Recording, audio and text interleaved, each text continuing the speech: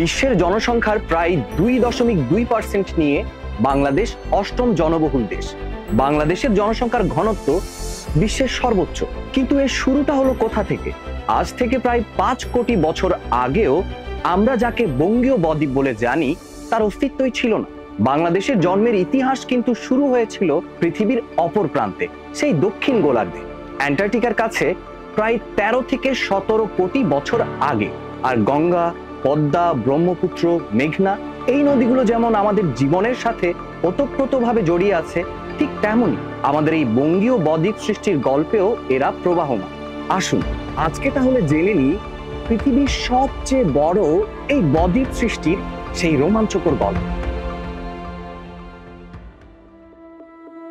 প্রায় 18 কোটি বছর আগে প্যানজিয়া অর্থাৎ পৃথিবীর সবগুলো মহাদেশ একসাথে হয়ে যে ভূভাগ তৈরি হয়েছিল, সেই প্যানজিয়া ভাঙতে শুরু করে। ফলে তৈরি হয় দুটি অতি মহাদেশ, লরেশিয়া এবং গন্ডোয়ানাল্যান্ড।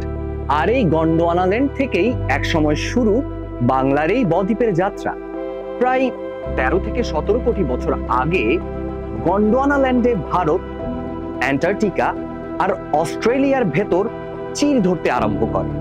এই যে এখনকার অ্যান্টার্কটিকার কাছে গন্ডোয়ানাল্যান্ডের মহাদেশীয় পাতগুলো ভেঙেছে, আর তার নিচে ভারতীয় পাতের যে তটদেশ ছিল তার উপরেই কোটি কোটি বছর ধরে বহু পথ বেয়ে বহু ভূখণ্ডের পলি পড়েই তৈরি হয়েছে আমাদের এই বঙ্গীয় বদ্বীপ। ভারত যতই ঢুকতে থাকে ততই পশ্চিম বার্মা ব্লক উঁচু হয়, তৈরি হয় নাগাল্যান্ড আর আরকান ইয়ামো পর্বতমালা। এখানে কিন্তু গল্পের শেষ নয়। প্রায় 5.5 কোটি বছর আগে ভারতীয় পাত, বিশেষ করে উত্তর পশ্চিম দিকে ইউরেশীয় পাতের সাথে তিব্বত বরাবর ধাক্কা খায়। আমরা জানি সেই সংঘর্ষের ফলেই গড়ে উঠেছে হিমালয় পর্বতমালা। এই হিমালয় পর্বত তৈরি হতে হতে তার ঢেউ পৌঁছায় হিমালয়ের পাদদেশে, যেখানে দেখি শিবালিক পর্বত, এবং সেখানেই তৈরি হয় গঙ্গা নদী।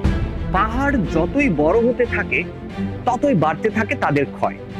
তাই ধীরে ধীরে সেখান থেকে বিশাল পরিমাণ পলিমাটি গঙ্গা নদী ধরে এসে জমা হতে শুরু করে বেঙ্গল বেসিনে। হিমালয়ের বিশাল পরিমাণ পলিমাটি আসছে গঙ্গা বেয়ে প্রচন্ড বেগে। পলি আসছে বার্মা প্লেট বা নাগাল্যান্ড এবং আরাকানি পাহাড় থেকেও। আর ওদিকে তো ভারতীয় ভূখণ্ড এবং অস্ট্রেলিয়া থেকে আগেই এসেছিল। এবার আস্তে আস্তে ভরাট হতে শুরু করলো আমাদের এই বেঙ্গল বেসিন।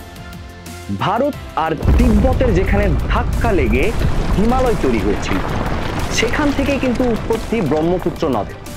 তিব্বতের ভূখণ্ডগুলো ডান দিকে মোড় নিতে থাকলে তৈরি হয় মিশমি পাহাড়। ফলে ব্রহ্মপুত্র নদের যে মূল ধারাটি ভিয়েতনামের মধ্যে দিয়ে প্রবাহিত হচ্ছিল তা আটকে যায়। এবার ক্রমশ সরে আসতে শুরু করে, আটকে গিয়ে পূর্ব আর দক্ষিণ বঙ্গীয় বদ্বীপের দিকে। মূলধারা পরিবর্তন করতে করতে ব্রহ্মপুত্র একসময় বাংলাদেশের উত্তরে চলে আসে।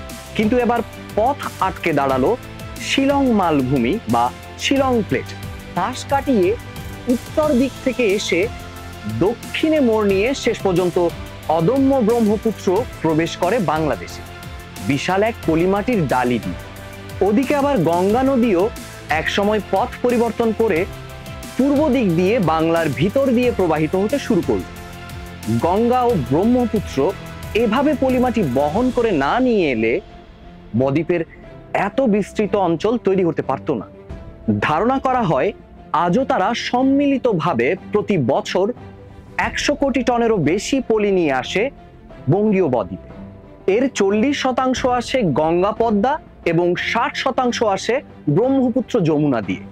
এর প্রায় 40 থেকে 50 ভাগ থেকে যায় দেশের ভেতরে বা উপকূলে, এবং বাকি 50 থেকে 60 ভাগ উপকূলের কাছে বা দক্ষিণে বদ্বীপে জমা হয়। কোটি কোটি বছর ধরে পলি পড়ার ফলে আজকের বরিশাল অঞ্চল 20 কিলোমিটার এবং ঢাকা প্রায় 15 কিলোমিটার অবক্ষিপ্ত পলির উপর বসে আছে। ওদিকে আবার সুন্দরবন উপকূলের দক্ষিণ সাগরের ভিতরের সোয়াচ গিরিখাত দিয়ে বিশাল পলি প্রবাহ বয়ে নিয়ে তৈরি করেছে 15 থেকে 20 কিলোমিটার উঁচু বেঙ্গল ফ্যান। তাহলে এখন প্রশ্ন জাগতে পারে, আমাদের পার্বত্য চট্টগ্রামের পাহাড়গুলো গড়ে উঠলো কিভাবে? বাংলাদেশের দক্ষিণ পূর্ব দিকের ভূত্বক বার্মা প্লেটের নিচে যে অধোগমন করেছে তার ফলেই গড়ে উঠেছে আমাদের পার্বত্য চট্টগ্রামের পাহাড়গুলো। বার্মা প্লেট অনেকটা দা বটির মতো কাজ করে এবং বঙ্গীয় বদ্বীপ অববাহিকার অবক্ষিপ্ত পাললিক স্তরকে চেঁচে উপরের দিকে উঠিয়ে দিতে থাকে। একে এখন মোটামুটি ভাবে দুভাগে ভাগ করা যায়, পূর্ব দিকে সক্রিয় মেঘনা বদ্বীপ সমতল এবং পশ্চিম দিকে নিষ্ক্রিয় বদ্বীপ। সক্রিয় মেঘনা মোহনায় প্রতিনিয়ত ভাঙা গড়ার মধ্যে পলি পড়ে, ফলে বছরে 10 থেকে 20 বর্গ কিলোমিটার নতুন জমি সমুদ্রের উপরে জেগে উঠেছে। আর পশ্চিম দিকের নিষ্ক্রিয় বদ্বীপে, যার মধ্যে এই সুন্দরবন পড়ে, সমুদ্রপৃষ্ঠের উচ্চতা বৃদ্ধির ফলে দক্ষিণ দিকে কিছুটা ভাঙন দেখা দিলেও সমুদ্রের জোয়ারের সঙ্গে পলি কিছুটা সাম্যাবস্থায় থাকে। তবে এই শতাব্দীতে জলবায়ু পরিবর্তনের সাথে সাথে সমুদ্রপৃষ্ঠের উচ্চতা আরো বাড়লে সুন্দরবন এলাকা ধীরে ধীরে নিমজ্জিত হয়ে যেতে পারে বলে আশঙ্কা করা হচ্ছে। পশ্চিমবঙ্গের ভাগীরথী ও পূর্বে উত্তর দক্ষিণে প্রবাহিত গড়াই, মধুমতি, কালীগঙ্গা, বলেশ্বর নদীর মধ্যের বদ্বীপে নতুন পলি আসে না, ফলে এটাকে মৃতপ্রায় বদ্বীপ বলা হয়।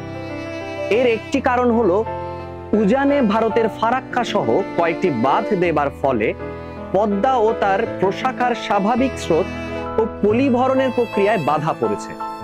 আরেকটি কারণ ভূতাত্ত্বিক, ক্রমাগত পাত সঞ্চালনের ফলে সামগ্রিকভাবে বঙ্গীয় বদ্বীপ বার্মা প্লেটের নিচে ঢুকে গিয়ে ধীরে ধীরে ডান দিকে কাত হচ্ছে, ফলে নদীর প্রবাহ ক্রমাগতই পূর্ব দিকে সরেছে এবং ভূমির এই অবনমন হচ্ছে। এর ফলে হয়তো আগামী 1.5 কোটি বছরে সমগ্র বঙ্গীয় বদ্বীপই হয়তো ঢুকে পড়বে বার্মা পাতের নিচে। হিমালয় থেকে আসা পলির পরিমাণ অক্ষুণ্ণ থাকলে বর্তমান বাংলাদেশের দক্ষিণে গড়ে উঠতে পারে নতুন বদ্বীপ। তবে আজকের চিরচেনা জায়গাগুলো হয়তো তখন আর থাকবে না, এই ভাঙা গড়ার খেলা চলতেই থাকবে। তবে আজকে আমরা মূলত বঙ্গীয় বদ্বীপ সৃষ্টির প্রাচীন ইতিহাসটাই জানলাম। এই যে ব্রহ্মপুত্রের বা গঙ্গার গতিপথের পরিবর্তনের কথা শুনলাম, তার অনেক কিছুই কিন্তু ঘটেছে মাত্র 10 থেকে 12,000 বছর আগে। দর্শক, পরের ভিডিওতে আলোচনা করব এরকম আরো সাম্প্রতিক পরিবর্তনগুলো সম্পর্কে, যা আমাদের এই বদ্বীপের উপর গুরুত্বপূর্ণ ভূমিকা রেখে চলেছে।